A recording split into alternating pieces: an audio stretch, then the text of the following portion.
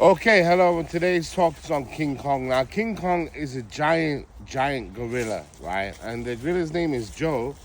And Joe exists in the jungle in the middle of nowhere, you know. So it might be the Amazonian jungle, it might be the Himalayan jungle, it might be a different jungle, you know, the jungle of Rome, the jungle of Eden.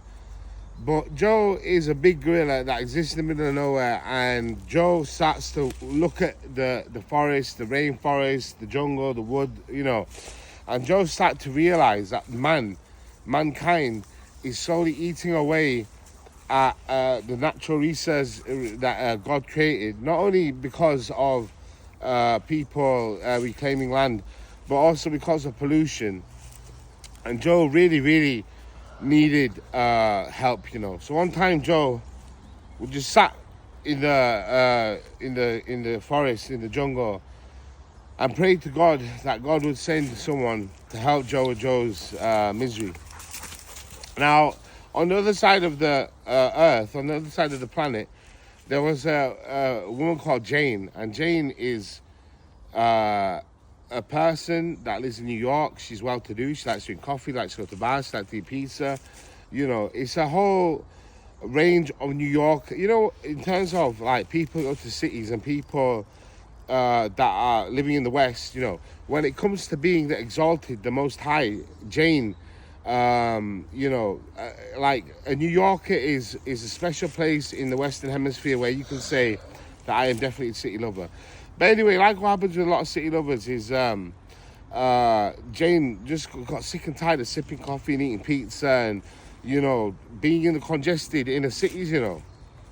And Jane thought one night, she was staring at a ceiling and she could see all the constellations and the astrological, you know, like kind of remnants of the world, and she just suddenly got this inkling, because you know New Yorkers are very telepathic. People don't actually accept this about people from the cities, but there's a lot of subliminal culture and telepathy that happens where they know what to do. Now Jane picked up on her radar that must be because of coffee, that Joe was out there and there's someone longing for her. She could feel this longing, you know. Anyway, the story goes on where Jane decides to leave New York, flies on the other side of the planet to the jungle looking for her child companion Joe, you know. Because, you know, this is really where I'm going with this, you know. People that have established in civilization, they have created something that is man-made and they have built on what God created, you know.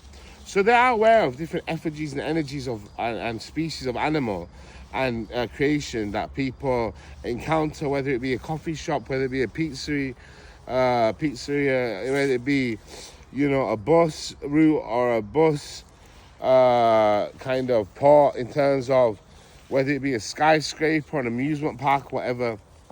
But that's all people will ever do, is recreate what God has created, you know.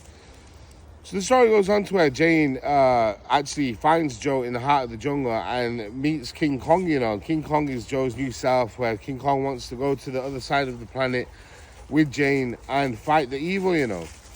Now, King Kong has an adversary, a kind of opponent or an enemy in life called T-Rex, and T-Rex is a big dinosaur. People think that the land before time, dinosaurs did not exist, and they're prehistoric and they were in the garden of creation. What happened in the beginning was mankind fell and everything became desecrated from what mankind had built there. And things like reptiles and aliens and dinosaurs are reminiscent of what happened after that, when they evolved into something that's a mutant, you know. King Kong has a fight with T-Rex and has to fight a giant dinosaur, being King Kong, and he will go like this on his stomach and he will alert the forest, and he will enable himself to wear the entity that has been created, and he will fight. T-Rex will be wearing like subway systems and telephone poles and whatnot. That's the fight, you know.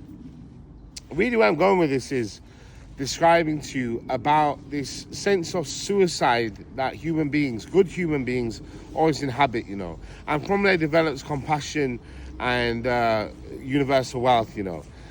Now, if you look at the world and you say, I would like to help the world, I would like to fight for the world, and I would like to live in the world, that gives you a place in the world, you know. And when you look at King Kong, the giant gorilla, you will realize that good exists within those that worship in paradise, you know. So regardless of pollution, regardless of whether it's chemical pollution or social pollution or nuclear pollution or commercial or corporate pollution, there's a whole range of things that are not good for you. If you look at something and you think, oh, I'll take a small taste of it, and then you ingest that thing and you take that thing and you absorb that into your full body, that's when you will feel, you know, satisfied. Gluttony is not something that is admirable, because if you eat huge amounts of sugar, or if you drink huge amounts of coffee, or if you even take too much water, it will consume you and it will eat you alive, you know. So that's the nature of the jungle. But I suppose what you need to look at this on a rational scale as knowing that things come from God, things recognize other godly things, things see the similarities that exist within these two things, and therefore things recognize that it's a negative or a polar opposite of what is said to be of God. So all in all, I think what you should do in life is use your ingenuity and integrity to reason and suss out the true nature of things, the true story of things, and story being the key word. And then apply it to yourself and reference yourself and compare with yourself, you know, mental notes and spiritual notes about what is the likelihood or the compromisation of the time spatial and the space spatial in terms of the space and the time as the environment, you know. And then what you should try to do is to pass through the world into a world where all is one. So there's many ways of becoming past or becoming all is one, is by hugging something, is by breathing something, by drinking something, or, you know, just feeling something. But when you become that bigger thing, that's when you start to see the world in a deity and a light that is holy, you know. And I think the main thing is to have a base, so somewhere you can come to, somewhere you can go from, and then go out into the world and explore, you know. Just go to kind of coffee shops and, you know, go on the train and go on the buses and say hello to strangers and do all these things, but then come back to base and study. So the main thing is to study. So all in all, I think it's fair to say that, you know, like I said before, negative things do happen in life. And if you look at others that you love and that you have unconditional love for, the same thing will have happened to that person. So you'll be able to relate to a person, and sometimes you have to hit grief where you say, it's just too much now. It's too much because it's just like comical now that you might let out a huge laugh, like ha ha ha ha, you know, like kind of, you know, just throwing all that negativity away and breathing and getting a new fresh start, you know. But really, that's the nature of corporate cultures, in terms of governments, in terms of residential areas, in terms of cities, where everyone worships billionaires and worships being a billionaire. But that's how to do it, you know. The only thing I have to say on my stream, on my channel, is this. These days, if you pay tax, you can become a billionaire really easily. So what you should do is use this advice to kind of apply it to your life. It's not easy. I'm not giving away things for free. But try to be more in the oneness, more in the universal unconditional love. Try to be a trillionaire. Thank you. Bye.